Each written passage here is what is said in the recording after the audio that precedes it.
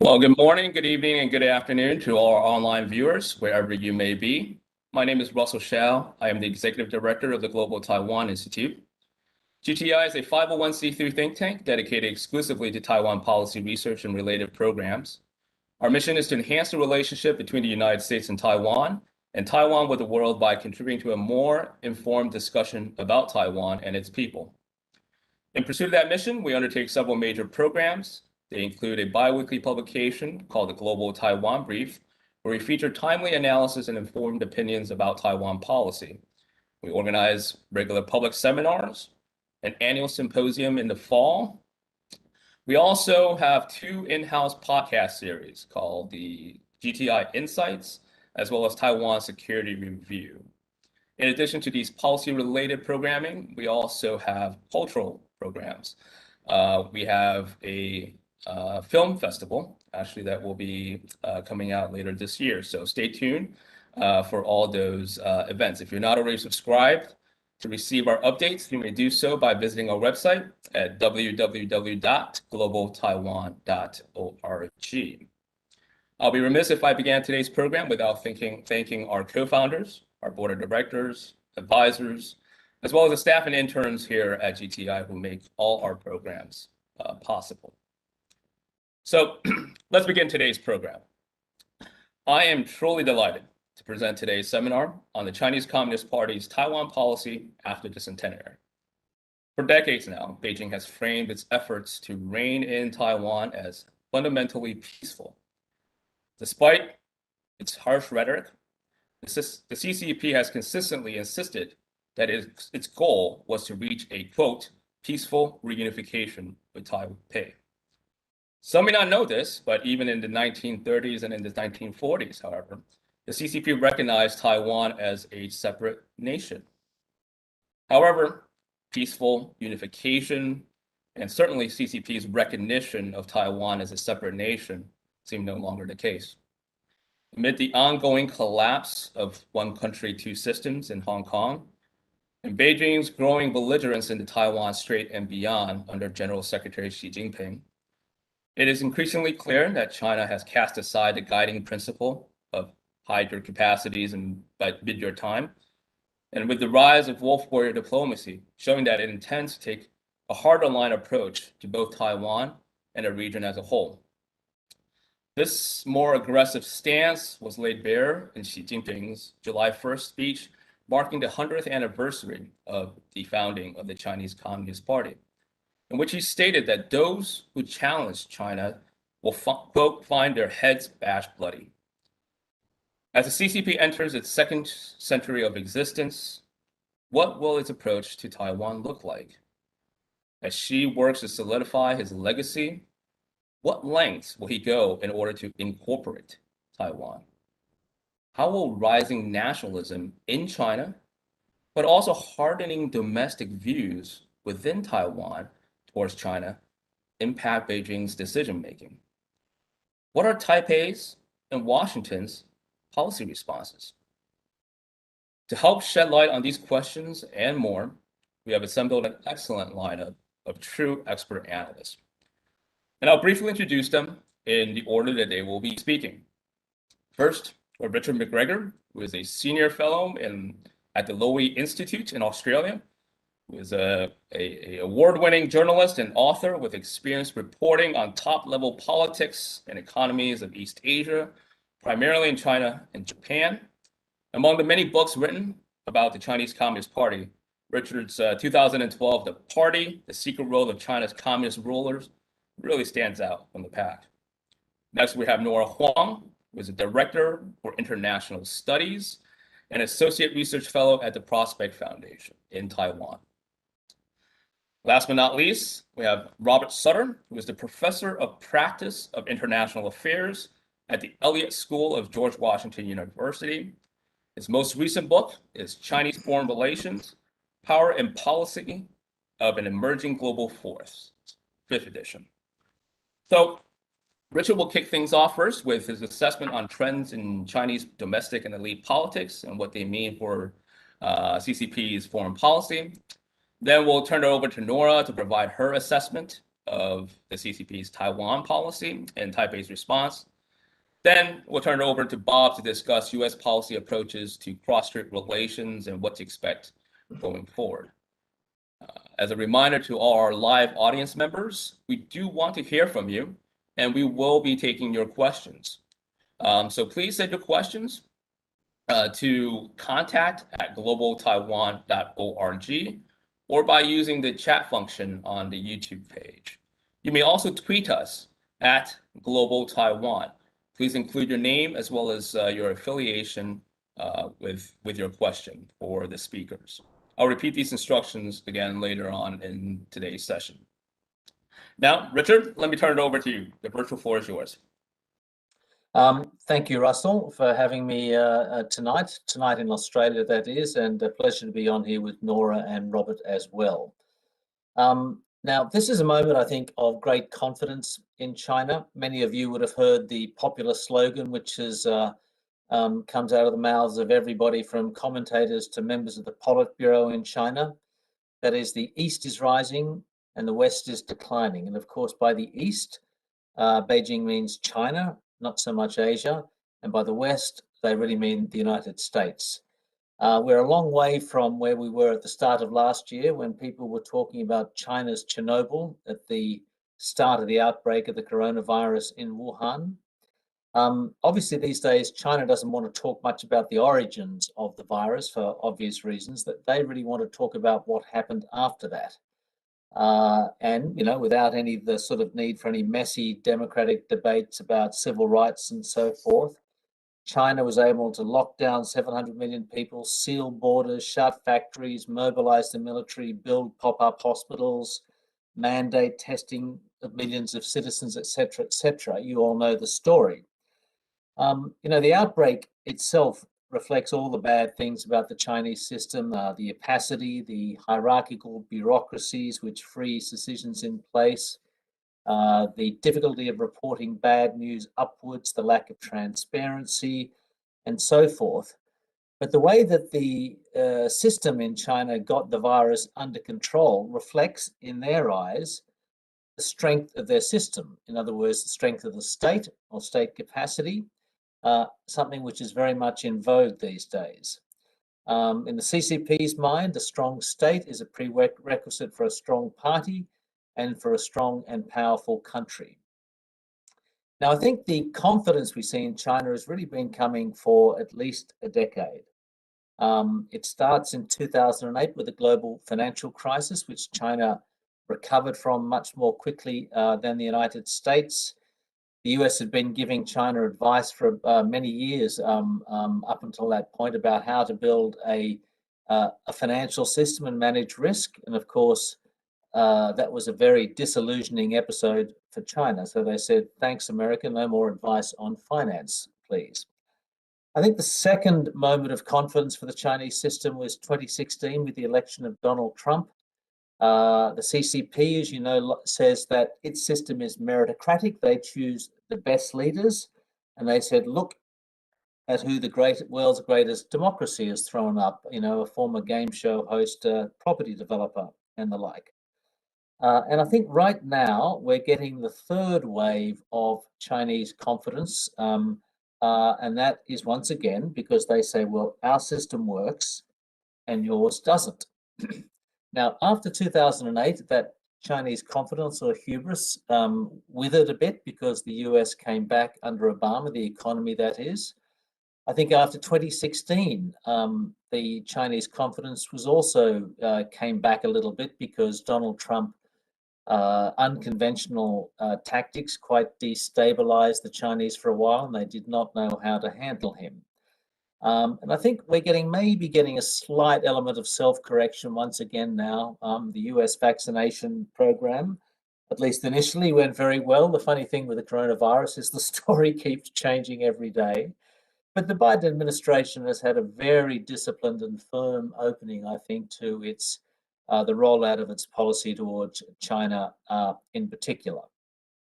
In any case, though, Xi Jinping and Xi Jinping's China isn't going anywhere.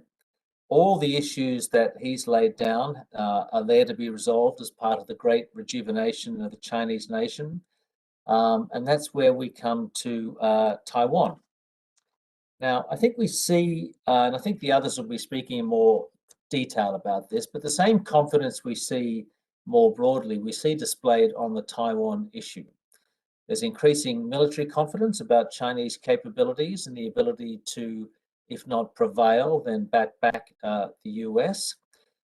There's less talk in China these days on that issue about the costs and risks of war. It's more about winning the war.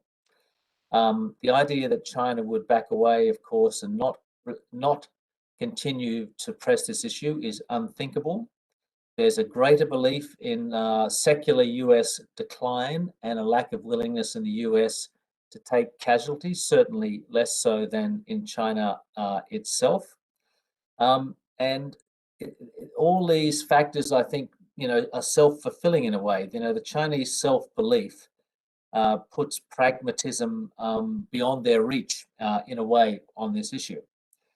It was quite striking for me to hear friends in Beijing last year casually talking about how China's going to invade Taiwan in about a year, and so as though this was just the most normal thing in the world. Now, I think that obviously this is not about to happen, but it underlines a number of things, and that is the casual acceptance within the elite in China that this is the country's birthright, and I think actually well beyond the elite. It's deeply embedded. It's not an issue that's up for question. It's a question of not if, but when Taiwan is brought back or brought into the fold. And I think the second thing it underlines is the extent to which this is being underwritten by Xi himself. I think the only real deadline Xi has set for himself on this issue is that something must happen while he's in office. We all know I know we all don't know when or how long he might stay for, but I think it's undoubtedly true that before he does step down, he will want to have started, either regained, brought Taiwan into the fold, or started political talks to do that. Now let's come in a little bit more detail to Xi himself. China was already becoming much more rich and more powerful when Xi came along.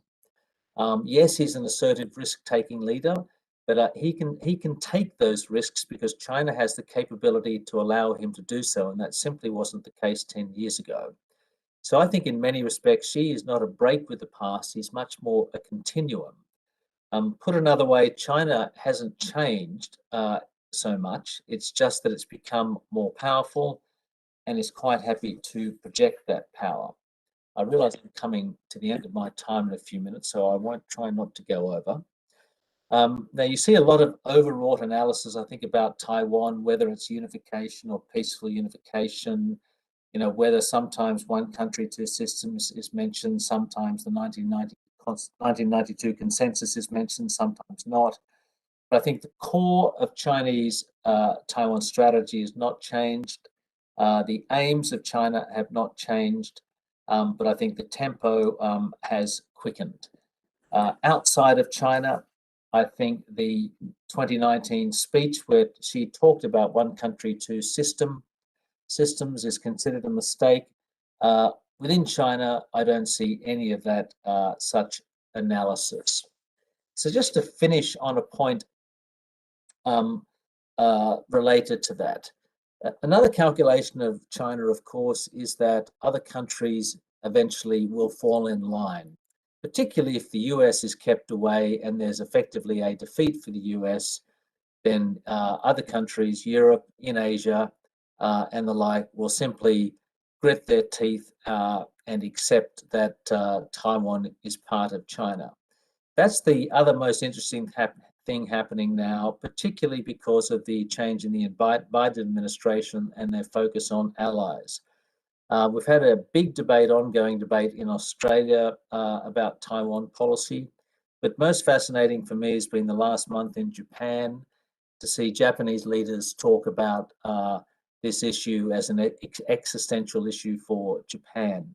Now, I know some of the Japanese politicians who've been making those statements, like Mr. Aso and the like, are kind of the usual suspects, but I think it's gone well beyond that.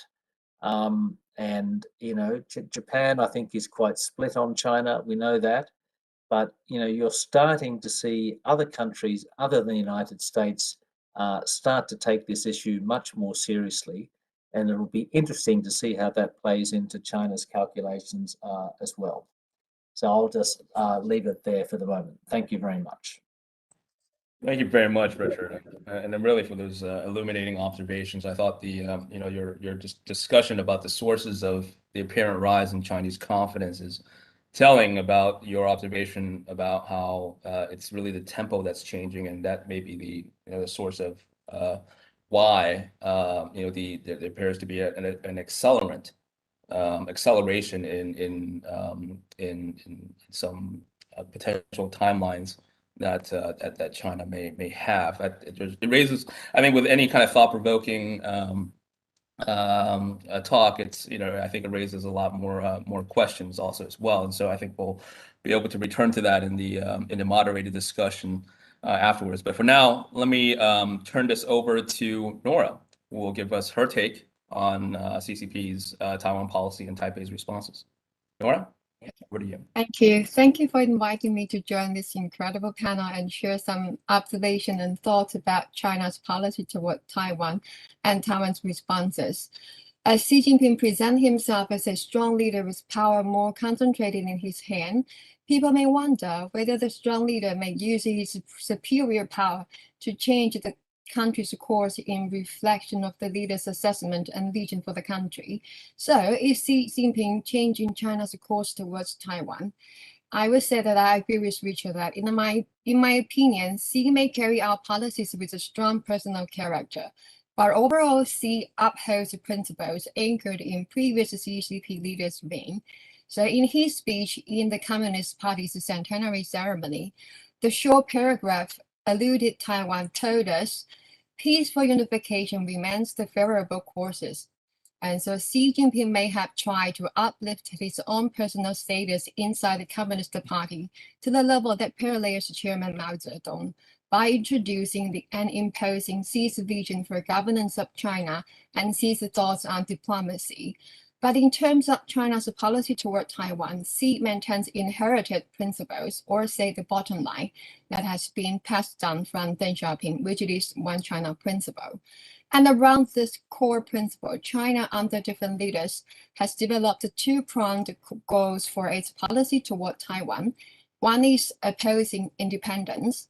The other is promoting unification, or in Mandarin, 反独促统. So it has always been two-hand strategy, with stick in one hand and carrots in another. And along the lines to reach the two goals, the Communist Party also developed various tools which reflect what resources it has in hand and to what it tries to respond to in a specific context. And that's just where we see most differences in generations.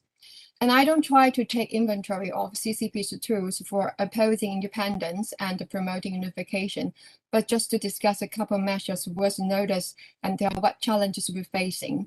Although we could expect China to come up with more favorable national treatment for Taiwanese in mainland China, but I don't see this to be enough to attract a majority in Taiwan, as long as it remains an authoritarian regime. So I'll skip this part.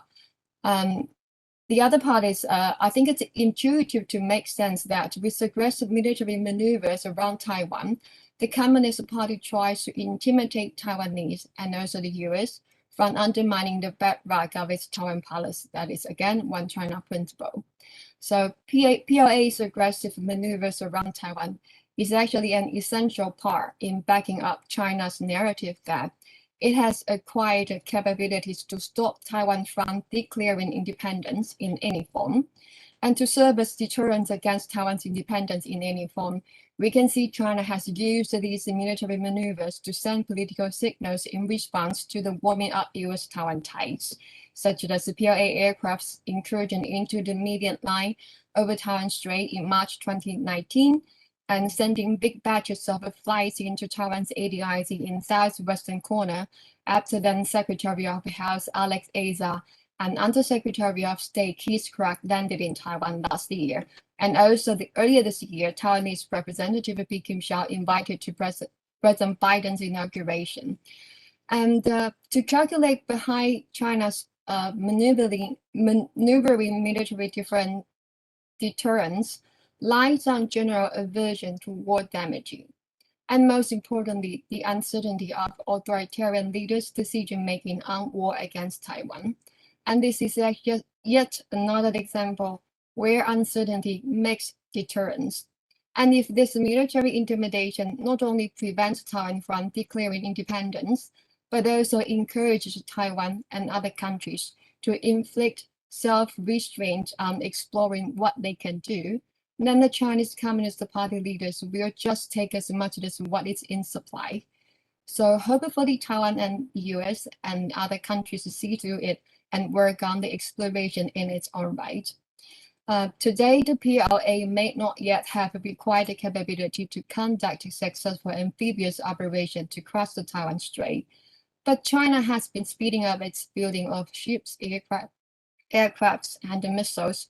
Besides this, the most concerned capability in PLA's arsenal is their various formidable missiles, which will be in the first wave attack in an all-out conventional war and could complicate any intervention. So with that in mind, we cannot be sure that China's leader Xi Jinping will act on rational calculation when it comes to using armed forces to impose further deterrent, like grabbing outer isolate and changing the surrounding environment in military terms, or use it as the last resort to solve the Taiwan issue. And Taiwan and the US are certainly aware of all these and are carefully responding. So we see President Tsai made her cross-strait policy anchored on the RCC Constitution and laws governing relations between people across the Taiwan Strait since her first inauguration, and has also maintained the course to date by reiterating these positions in her speeches later on, even though she faces blames from inside the Penguin bases. And another example was Foreign Minister Joseph Wu gave an interview to NPR last September, telling that Taiwan was currently not seeking establishing official diplomatic ties with the US. And also on the US side, Kurt Campbell recently said that the US does not support Taiwan independence. Although I think this is a bit too much self-restraint in my opinion, but it is not the first time a US official made the kind of remarks. And with all these developments and exchange of signals, it's clear that China bears the responsibility for increased tensions over the Taiwan Strait. And aside from all these military intimidation, China has increased influence operations against Taiwan's society with various media, such as individual opinions on Facebook, YouTube, internet forum, and private messaging group, thriving in our open society. I think it's rather challenging or impossible to put a cork on the flooding disinformation. For example, during the time of a pandemic, basically in the past 1.5 years, disinformation is making inroads into Taiwan's society and hurting people's trust in governments. We could see videos and pictures of the COVID victims lined up on the ground or bodies cremated in numbers, depicting the government is covering up the mismanagement of the pandemic, even before the recent spike of the COVID cases in Taiwan. And another example about vaccine is an epic challenge from disinformation campaign, in my opinion. It is more complicated, involving knowledge of vaccine effectiveness and side effects, emergency authorization of usage, and procurement procedures. In the discussion of a vaccine strategy in Taiwan society, critical opinions about the government's vaccine strategy circulate alongside related disinformation campaigns, such as claiming that government officials are manipulating and benefiting from rising stock prices of a domestic vaccine developer, or implying that President Tsai herself has taken BioNTech vaccine, yet at the same time promoting domestic vaccine for financial gains, or blocking purchasing BioNTech vaccine from the Chinese proxy company out of desire to play with political ideology, and also at the expense of the people's health, and so on. So it is rather difficult to differentiate irresponsible accusations and this disinformation campaign from China when there's overlapping effects, which it is changing the political landscape on the ground. And according to a couple of opinion polls in the past few weeks, we see President Tsai's job approval rating and supporting rate for the ruling DPP is dropping. But we'll have to wait and see if this has a lasting effect or it's just a short-term phenomenon. So maybe the scheduled referendum later this summer and the magistrate election to be held before end of next year will be where we wanted to look into. Anyway, whether it is called political warfare or influence operation or disinformation, Chinese Communist Party has been trying to make inroads into Taiwan society for quite a long time. And the recent development of we media and the anonymous nature of internet activity provide various channels and platforms for China's disinformation campaign. And in order to tackle influence operations embedded in Taiwan society and to raise the cost of betrayal behaviors by former government officials, Taiwanese government pulled through revisions and amendments of the 5 national security related laws and also passed a new law. It's called the anti-infiltration law in a period of just 7 months back in 2019. And this anti-infiltration law is aiming at bringing people who are consciously working to help Chinese Communist Party stay recruiting people and operate disinformation campaign under law. All right, I'll have a quick sum up. First, as what Xi Jinping said in his speech for the Centenary ceremony, China's policy toward Taiwan remains a peaceful unification, although we could never rule out the possibility of a decision to wage a conventional war against Taiwan. And secondly, China is increasingly exploring what it could achieve through influence operation. And one of the desirable achievements will be to change the political landscape in Taiwan and to get to deal with someone or some people favorable to China's leaders. And another achievement will be to embellish this image so that a Taiwan formula of one country, two systems may regain life. And the third is Taiwan stands at the forefront facing influence operation from the authoritarian country and is going to undergo the challenges and learn the ways to grow resilience tackling the challenges. So, and this is a very important area where democracies are facing the same challenges should work together. I'll just stop here. Thank you. Excellent, Nora. Really appreciate the nuance as well as very interesting observations that you shared. I thought it's quite I could see some strong parallels there and or continuous thread about greater continuity in the PRC's approach or policy towards Taiwan in both Richard and your remarks there. Although I think you underscored the sort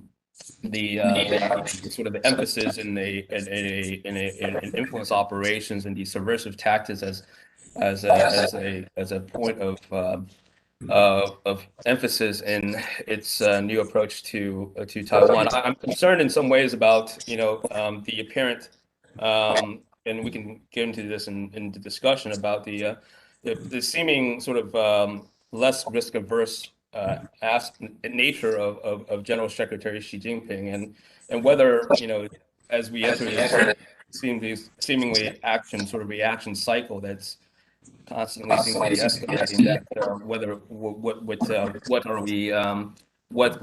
are we approaching there at that point? I agree that in general this is sort of the eminence factor is one that's perhaps one that's been a bit more breathless, but it doesn't take away from the urgency of being able to try to respond to some of these emerging threats. But I want to turn it over now to Bob to cover the U.S. policy approaches to cross-border relations and what can we expect going forward. Bob, over to you. Thanks very much. I really appreciate this opportunity to be with these two distinguished colleagues and Russell in his commentary. And I have 3 points that I basically want to address in my presentation. I want to look at Biden administration actions dealing with Taiwan and the centenary remarks of Xi Jinping and what they actually mean. And then I want to talk about underlying dynamics in the U.S. One China policy and how these are changing and these are being challenged inside the United States. There's a lot of debate over this and what this means. And then I'm going to conclude with a prospects looking at the chance of conflict. And so I was reassured by Nora's remarks and Richard's remarks on Chinese confidence didn't lead to the conclusion that they are prepared to attack. This is an issue that's very much debated inside the United States these days. And so, and that's why I sort of come down to, and I just want to forecast that because I think in the questions we're going to have questions on that. Okay, so let's look at what Biden's been doing about Taiwan. And I think it's a very, as Richard said, it's a very disciplined policy. And it's very clear where we're going. This is a very tough policy toward China. And the Centenary, in Xi's remarks, just reinforced that toughness. I mean, he's a bad guy, and everybody knows that. And so this is the kind of, this is going to reinforce this kind of approach of the United States. And then looking at what Biden's doing on Taiwan, sending the Dodd delegation. You have to know something about Capitol Hill. This is Biden. This is the president speaking to Tsai Ing-wen. Dodd is so close to Biden. Why is Harris the vice president? Dodd. And so we need to understand these types of connections. Symbolically, with Armitage there, it's very important. But Dodd was just amazing to see this. And then you see the actions. Campbell's remarks have been noted. But you have a whole series of things of transits of the Taiwan Straits, strike groups of the carrier strike groups active, high-level rebukes of Chinese pressure on Taiwan, various restrictions being lifted, U.S. Air Force planes now routinely landing in Taiwan. This is a whole series of things that are continuing, incremental steps that are very important in improving American relations with Taiwan. In addition, please look at the domestic efforts of the United States to spend tens of billions of dollars on high technology. Taiwan figures very importantly in that. And this is a new dimension of American interest in Taiwan, a very high-level interest. And so under these circumstances, you say, is the Biden administration turning away from the one China policy of the past that was practiced in the Obama government? That's a question that we'll have to consider. And to do that, we need to look at the underlying dynamics of why the American has had the one China policy, what reinforces it, and there are drivers here. And the main driver is Beijing. Beijing's pressure on Taiwan, as has been very well illustrated by Nora's remarks. This is ongoing, and they're changing the status quo. And the United States is determined to make sure that it gets changed back, that this doesn't stick. And I think that's been very clear. And the view of China as a negative force is just profound in Washington these days. In addition, you had a whole series so the U.S. is pushing back against this pressure from China. Taiwan's location is absolutely critical to American strategy in dealing with Taiwan. Taiwan's role in high technology is now very high on the list of concerns of the United States in dealing with, in keeping a very productive relationship with Taiwan. Taiwan as a democracy, as a free market economy is fundamentally important for the Biden administration's approach to authoritarianism versus democracies. And Taiwan does provide leverage for the United States in dealing with China. Now, there have been a whole series of breaks that have driven the U.S. to keep the strict one China policy of the past to avoid upsetting Beijing. First was the importance of the relationship with China. That was the main reason to keep this relationship with Taiwan on a very narrow course. Well, that's over. But given the competitive situation, the dynamics in U.S.-China relations, that's over. Second point was that the United States didn't want to upset allies and partners in Asia by moving forward with Taiwan in a way that would upset the relationship with Beijing and upset them. That, too, has been overtaken by events, given the rivalry in U.S.-China relations. The third thing was that the United States worried that it incentivized leaders in Taiwan to use the relationship with the United States in provocative ways. And under Chen Shui-bian, that was a legitimate concern. But under Tsai Ing-wen, her record is such that that is not. And it's clear that this is not going to happen under President Tsai Ing-wen. And so this leads to the outlook. Are we going to face is the one China policy in need of change? Should it change in light of the pressures that are coming from Beijing? Should it change because we face a danger of Beijing attacking Taiwan, given the ever-growing change in military balance in the Taiwan Straits? And the points I would raise here is that I don't see this as necessary. And I don't see the fundamental dynamics has changed that much. Number one, China remains reluctant to confront America militarily. This has been going on for some time. And you look at the record and how they dealt with Donald Trump and his administration, provoking them all the time. What the devil did they do to him? Very, very little. And so this kind of avoiding this kind of face-off with U.S. military is something that they choose not to do for good reasons. It will have a big impact on challenges inside China, as we know. China, they have a strong economic interdependence with the United States, and they're very vulnerable along the rim of Asia. And these things haven't changed fundamentally. And so I think these are the arguments I would use here. Now, obviously, U.S. forces have a tougher time in guaranteeing any sort of quick defeat of Beijing in the Taiwan Straits. And this is viewed with alarm by many people. Okay, it is with alarm. I'm alarmed. But the United States faced this kind of situation for decades in Germany against the Soviet forces. There are ways to deter an opponent that don't necessarily mean you have to destroy them all. And this can be done. Meanwhile, I think the debate over this in the United States obscures the fact that China, at this point, is really very anxious to preserve the economic relationships it has with the United States up to this point. They say they're self-reliant and high technology. They say they're moving along that path, and they are. But they are working like crazy to outmaneuver the various restrictions of the United States to get that technology which they need.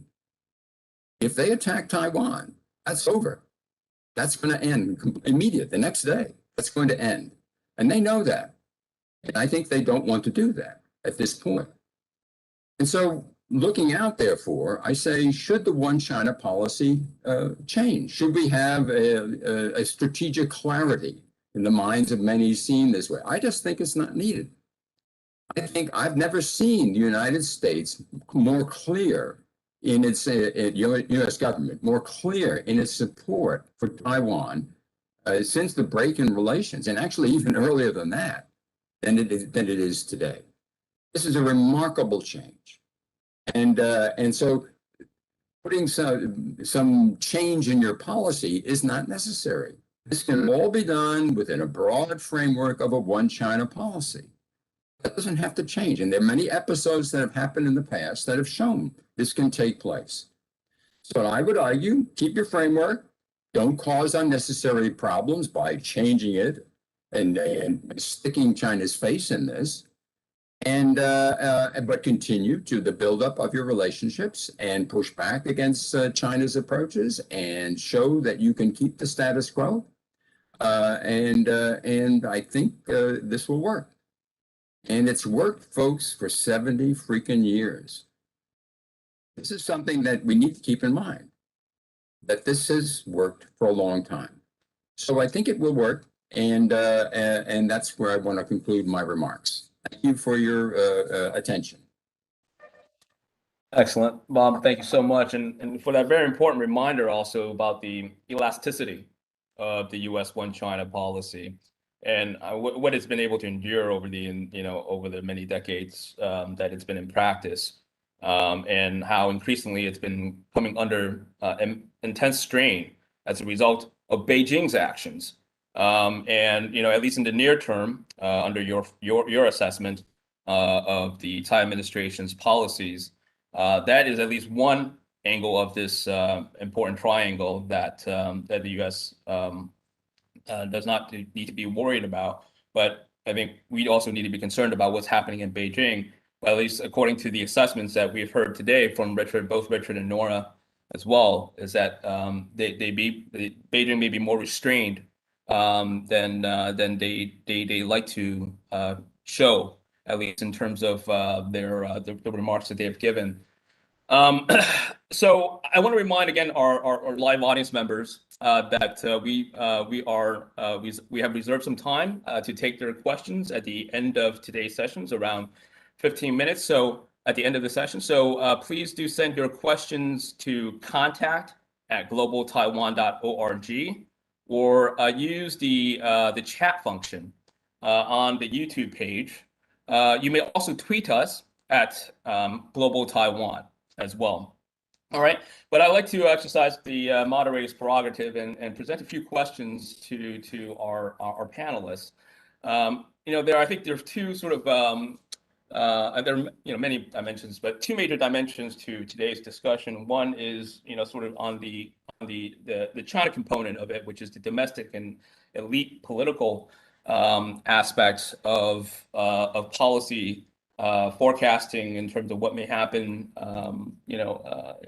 with regards to cross-strait relations. And I want to focus that a bit before turning over to another angle in terms of the external factors that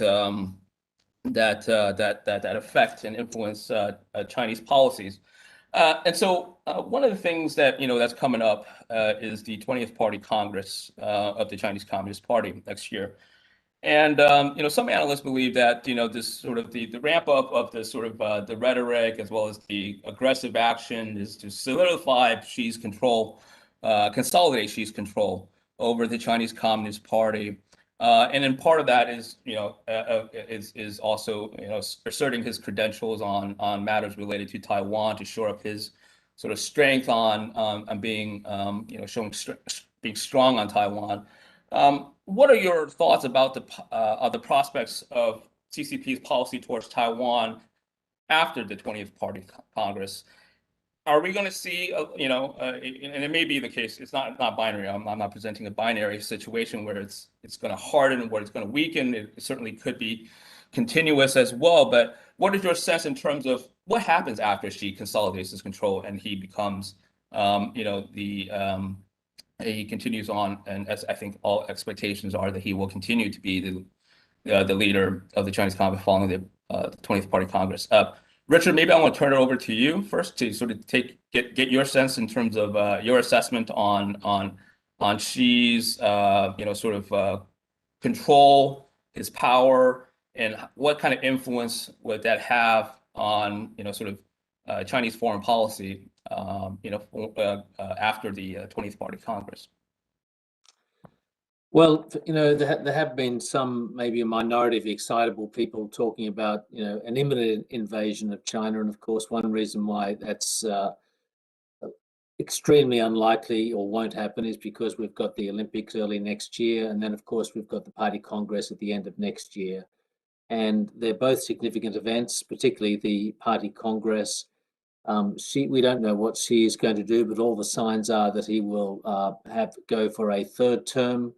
And it's pretty unclear, and I would say unlikely, that he would nominate a very clear successor to take over. We might get a look at a couple of people coming through the ranks.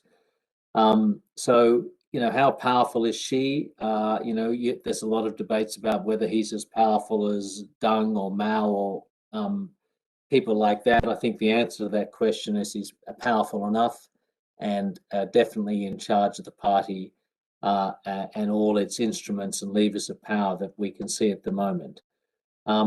So how does that apply to Taiwan?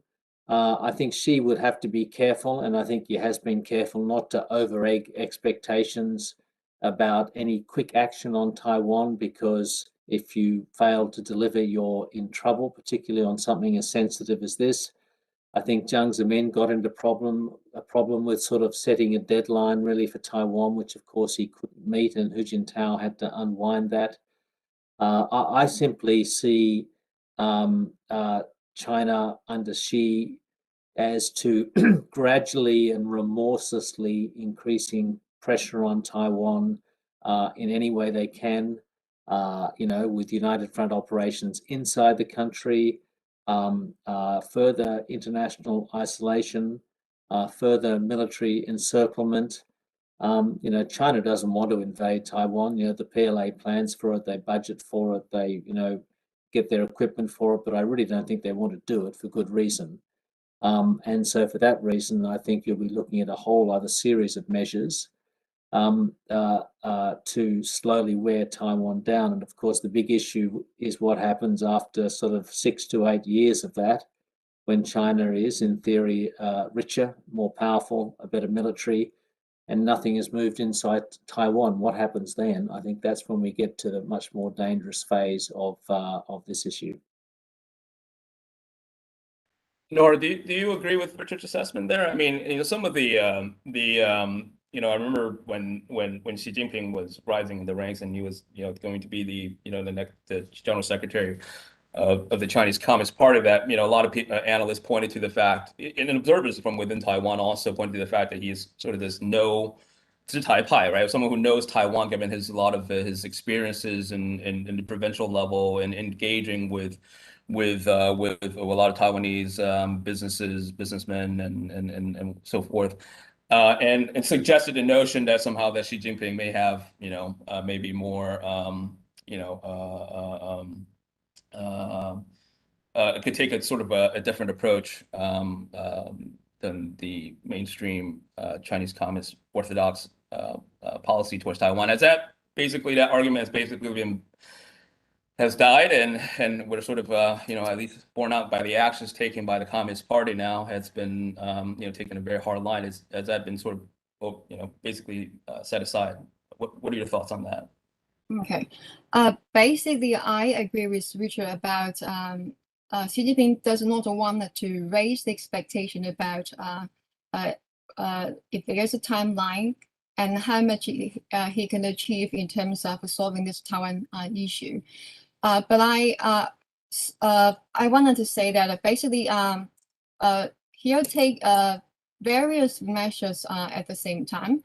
On the one hand, we can see that in order to achieve a peaceful unification, so you have to win over minds and hearts and minds of the Taiwanese. So he's going to continue coming up with lots of so-called favorable national treatment to Taiwanese in mainland China. But I already said that I don't think it's enough to attract a majority in Taiwan society. Maybe there's some people they wanted to have their experience in China, but I don't think it's going to conform a enough majority in Taiwan.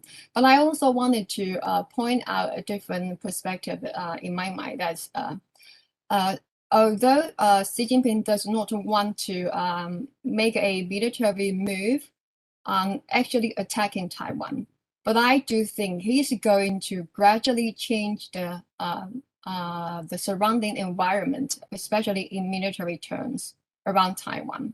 It's going to do all sorts of preparations, such as building stronger missile systems and building more and more aircraft to create the image that he's powerful enough to conduct a swift takeover, and also in a way that increased the pressure on Taiwanese people to say that maybe it is unavoidable to be taken over or unification with mainland China. And also there's another dimension that Xi Jinping will also try to build up its military in terms of intimidating the US and other countries to intervene in a contingency over Taiwan Strait. Some people, there's a story published about some newly built silo building in the northwest of the China Desert area. And although in a nuclear deterrence calculation, a first strike and a second strike is enough is bad enough. But I have this hunch that by building more and more nuclear arsenal, it maybe reflects or sending out the message that he or China is willing to use the kind of mass destruction weapons, but maybe it is just only to create a kind of deterrence to deter the intervene of the outer actors. So I think although he's not going to make a strike, but he's going to change the landscape and also in the process by making all these moves to build up this pressure and change your calculation in terms of a contingency over Taiwan Strait. So if the kind of things happen, then it'll create more pressure for the Taiwanese people to calculate their choices inside Taiwan's political system. So I think this will be a direction we will look into it. Thanks, Nora. And I think that, sort of points to a trend line that I think we can also observe that, sort of these, and you highlighted this sort of the sticks and carrots sort of approach, and you can sort of also reference this in the sort of a hard and soft measures. And I think, what you're highlighting here is that the hard measures are going to get harder, even harder, and the soft measures are probably even going to get even more, softer in the sense that they're going to dole out more carrots, and they're going to even, and they're going to ramp up to ramp up their pressure campaign to certain levels that and you referenced the sort of the nuclear deterrent for its political deterrence suggest sort of the indication there, possible indication there. And I'll just point out for our audience members that for those who are interested on this topic, actually one of our GTI's non-resident fellows, Mike Mazza, excuse me, had written actually a recent piece on this topic of various new scenarios in which China may shift its sort of a nuclear posture and its implications in the Taiwan Strait. I want to continue this thread again on Chinese elite and domestic politics here, and one of the interesting, I think, streams here is on generational politics in China, and whether to what extent are there any indications on any kind of changes of sort of attitudes and approaches at the elite level, perhaps, about Taiwan. I know this is incredibly hard and difficult sort of question to really try to assess, but as we look on to the sixth and seventh, in some ways we even have a sixth generation.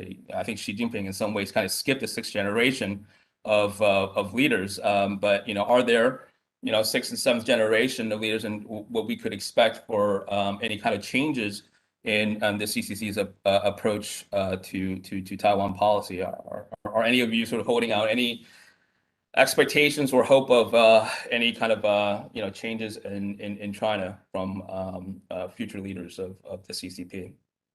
Any takers? Richard, do you want to take a stab at that first? And since you're the elite politics. Well, not really. It's inherently difficult to talk in detail about this.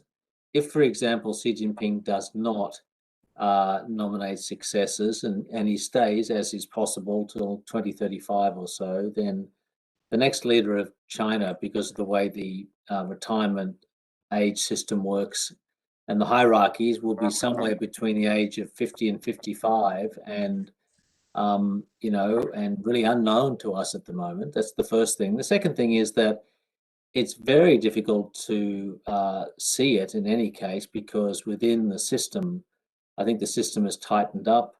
I think ideas that were once heretical, that it could have been discussed at the party school, are probably much less able to be done so. But I think with Taiwan is particularly a sort of, what's the right word, talismanic, iconic sort of bedrock issue. And it's pretty hard to see how you can make a career as somebody up and coming who wants to get into the Politburo to take a contrary view to the on Taiwan policy. So I don't see any leeway simply because the younger generation is coming up, and in theory they're more nationalistic and of course leading a more powerful country than their predecessors. I'd like to pull on that thread, actually. Thanks. On nationalism in China. I mean, I think it's the rising sense of nationalism within China. It's odd because, in some ways we seem to sort of, as little as we do, I think people know for a fact what's happening in Chinese politics. We seem to know a bit more on Chinese elite politics than we do on domestic politics in general within China. But we do get these sort of general gauge on a rising sense of nationalism in China. And the other aspect of sort of domestic politics that I think hasn't been covered as much really is actually the domestic politics within the Chinese Communist Party that's pushing it maybe in a different direction. An American sinologist, Jude Blanchett, over at CSIS, had written a book about China's New Red Guards, and he was talking about the sort of neo-Maoist movement within the Chinese Communist Party that's sort of pushing it leftwards, and he kind of documents this sort of the new Marxists within the party. Do any of you have a sense in terms of what that sort of trend line may mean in terms of how Chinese foreign policy may orient itself, as a result of sort of this influence? I thought it was quite interesting in the book about the warnings that Deng Xiaoping had actually about the fact that they should be warning against. Actually, we should be on guard more against the leftists within the party than on the rightists, right? And that at least there is the sort of this rising power block within the party that seems to have aligned largely with Xi Jinping also as well at this point. But any thoughts perhaps on this sort of new left movement within China and how that might influence foreign policy as well as policy approaches to Taiwan? Any thoughts on that? No, Nora, do you want to sort of get a sense in terms of what Chinese nationalism or sort of excuse me? Actually, I don't know much about the new left, but talking about the nationalistic, I do have this. I do have a thought that I think Xi Jinping is trying to have more control. So while manipulating nationalism on his people when he needs it to create pressures and to create bargaining chips with the outer counterparts. But I do think the most important thing is he has to be in control of this nationalistic sentiment in his society. And so far, we can see that with the help of this surveillance system and control on its internet activity, I think it's pretty much it is confident that he has the control to manipulate this nationalist sentiment. My short comment. Richard? Yeah. I don't want to speak too much, but I'll just say the new left was really about objections was to robber baron capitalism in China and the sort of diminution of the state sector. And I guess that, she sort of pushing, building a hybrid economy and maintaining the power of the state makes him a favorable, relatively speaking, party secretary, certainly much more so than Jiang Zemin and the likes of Jiang Zemin. But I don't know that it has much implications for foreign policy other than to harden China's line on all the sorts of nationalist issues like Taiwan. Bob, I wanted to give you a chance, if you want, to sort of weigh in here on sort of trend lines in Chinese foreign policy that you see. I know that you have a book that just came out on this, but did you want to sort of weigh in a bit? Sure. It's I think I have a couple of points on these comments. Number one, I just think it's really interesting that the three of us don't see an imminent problem from the PRC in dealing with Taiwan. In other words, that this is and that is different than what's been going on in Washington over the last couple of months. And so that's significant and useful for me. The timeline is pushed out. Richard was talking 6, 8 years. Nora's talking about a longer term type of thing. A lot of continuity. Number two, I think Xi Jinping's in control. I think he's been in control for some time. And so I think that adds to continuity, and it leads to the kind of approach you're going to have with Taiwan, which I think Nora has laid this out very nicely.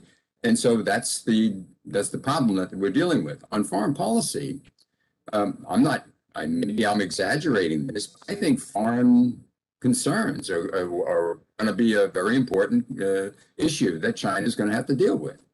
And they don't control Asia yet. And they've got a lot of developments taking place, and you've got a concerted effort on the part of the United States to counter the various challenges posed by China. And so you could say, well, is that unimportant? I think to me, that's a very important element that they're going to have to deal with. And it's something that I think so the domestic drivers don't seem to be changing much. I don't see any space between leaders on Taiwan, this kind of thing. This has been the case for a long time. And Xi Jinping's power argues that it's going to continue along these lines. What are they going to do about the change in Japan's attitude? What are they going to do about the Quad? What are they going to do about the very systematic approach that the Biden government is taking to dealing with China as a fundamental rival? And how are they going to deal with that? And I think they're scrambling on high tech. Frankly, I think they're working very hard to outmaneuver the United States on this one. And I think these kinds of things will preoccupy us. Well, that's fantastic, and you touched on the very point that I wanted. When I mentioned there's two dimensions to this, there's a domestic one, and I know we focus most of our modern day discussion here on those domestic drivers. Given our focus on the CCP, but it's those external drivers also that can weigh an influence on CCP's decision making. And it seems to me that you're suggesting that those external factors are going to weigh heavily on how Beijing, changes, whether it changes its policy approaches, current policy approaches, and but you're not really forecasting whether or not they're going to change it, to harden their position, or they're going to actually, adapt their position. Am I correct here? Or what's your sort of sense on that? No, I think they're going to try to continue what they're doing, and they're determined to do that. The record is pretty clear. They're doing that. They're challenging the United States in all these different areas, and that continues.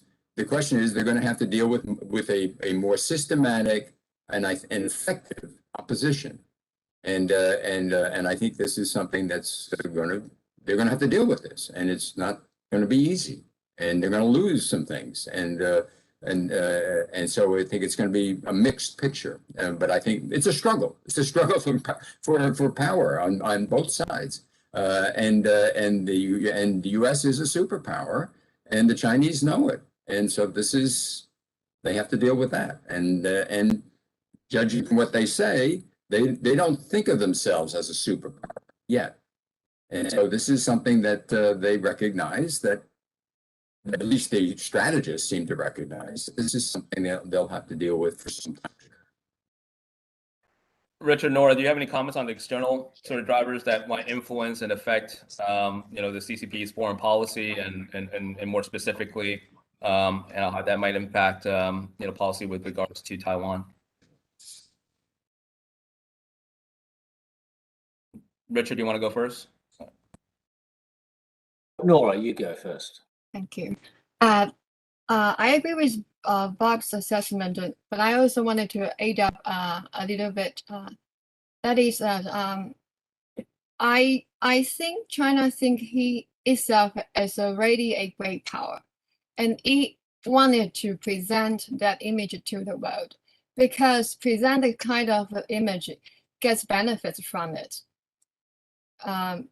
We could see that by acting like a intimidating great power and threatening to impose sanctions diplomatically or economically, already enough to make some medium-sized countries, small countries to the ceding, and that China already benefiting for making this kind of gesture. So I think China will continue to present itself as a great power and try to get benefit from this. Richard? Yeah, so well, I think, it really depends on the US, whether the US domestic politics gets its act together or retains some sort of unity and purpose. Because without the US to balance China, then China will eventually dominate Asia one way or another. So I think, external actors are very important. I mean, other countries in Asia, it's a very different sort of set of alliances and partnerships in Asia these days than 10 years ago. A lot more countries are stepping up, as they should, and talking to each other. Japan, India, Australia, Vietnam, Singapore to some extent. The Philippines might come back into play after the next presidential election there. But collectively, they don't amount to much without the United States. So I think the US is still the main swing factor. The other factor, which may not count as an external factor in the way you're defining it, Russell, is Taiwan itself. There is, the governments can change in Taiwan. And then there's the issue of whether Taiwan itself can withstand pressure from China. It's, certainly public opinion is completely against any form of unification, but that could change.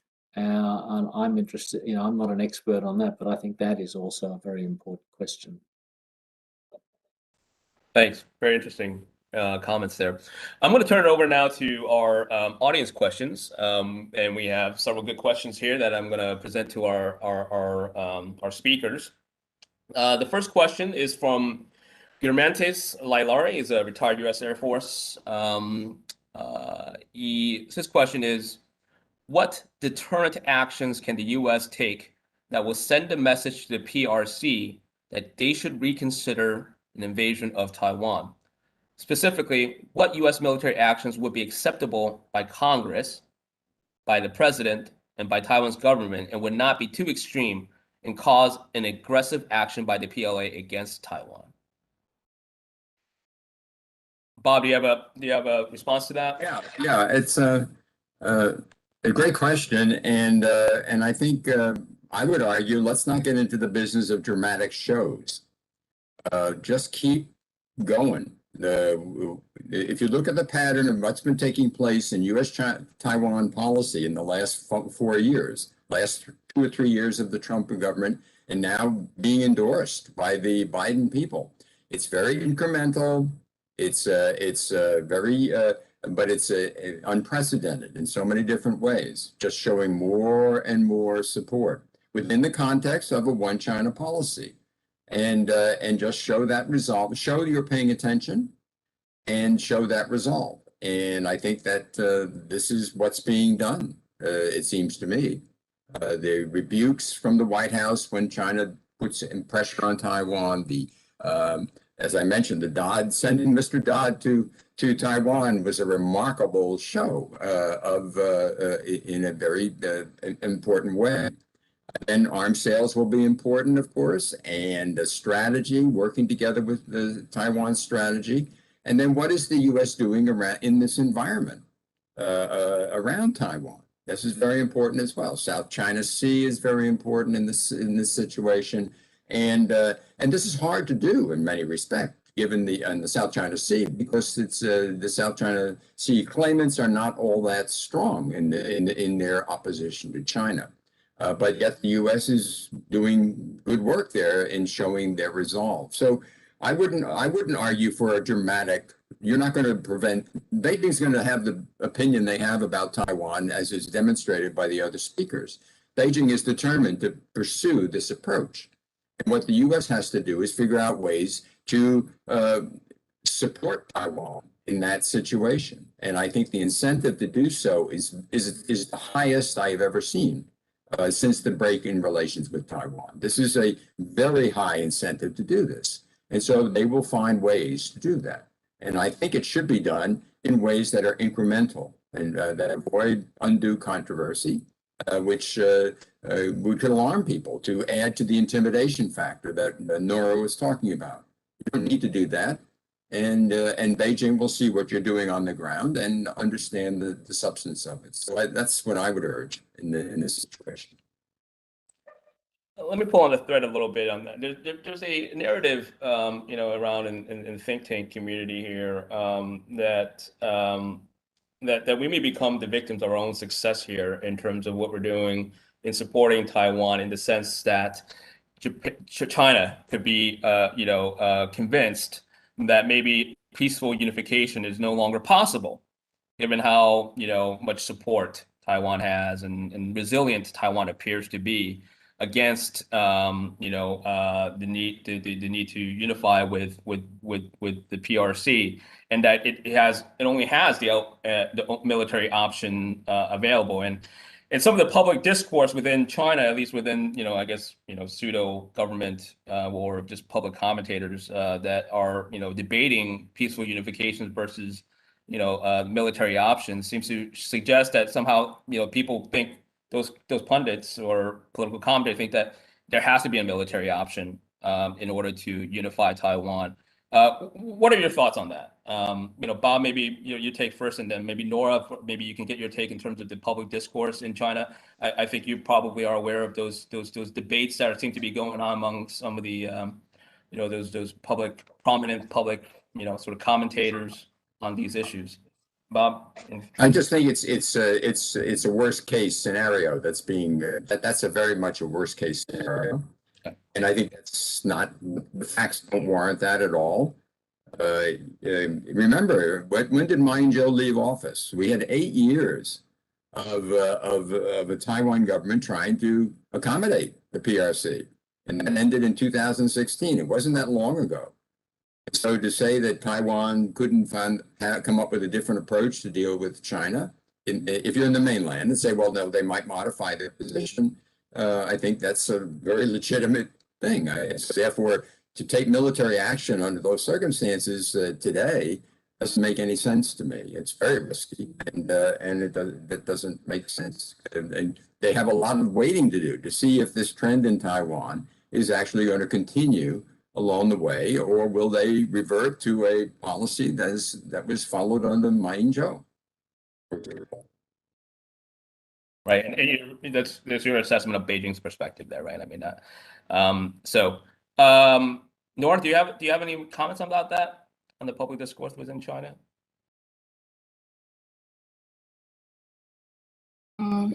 Actually, I am aware of this debate, but I mean, I'm inclined to think that it is more of a theoretical question, because in the middle of all this, there is a lot of management can be applied to prevent from reach to the point that is determined that there's no possibility of peaceful unification. And also, I do think that inside the PRC, the leaders also wanted to avoid come to that kind of conclusion. So I rather think this is more of a theoretical question. Okay. Right. Thanks, Richard. Do you want to say something? Very briefly, because I know we're running out of time. I mean, I agree with Bob that this is a worst case scenario, but I think the fact that you do get a lot of public figures in China who are allowed to speak out, like talk about in public about military action against Taiwan. I think there is, to some degree, the beginnings of a conditioning of the public for the possibility that this might happen. And I think that's an important part of it as well, because somewhere down the track, it is possible. We'll take one more question, and this is from Frederick Crumbine from Tel Aviv University. What could allies of the United States do to contribute more to deter China? And he specifically refers to as an example, the European Union. Any thoughts there from our panelists? And and then we'll close after our responses. Well, I would just say that if the US could persuade the European Union and member countries to get involved in these issues, that would be a turnaround and fantastic. Actually, at the moment, I think it's the US is working on allies like Japan and Australia in Asia, and interoperability and planning and the like. There has been some success in getting Britain and France and Germany and their navies and militaries more focused on Asia. I think the European countries, though, are a long way from really focusing on a Taiwan conflict. But maybe we're moving in that direction. All right. Well, I think that brings us to a close for today's session. I want to thank all our panelists for their excellent comments and observations, and thank you all for joining us in today's session. Until next time, stay safe and stay healthy.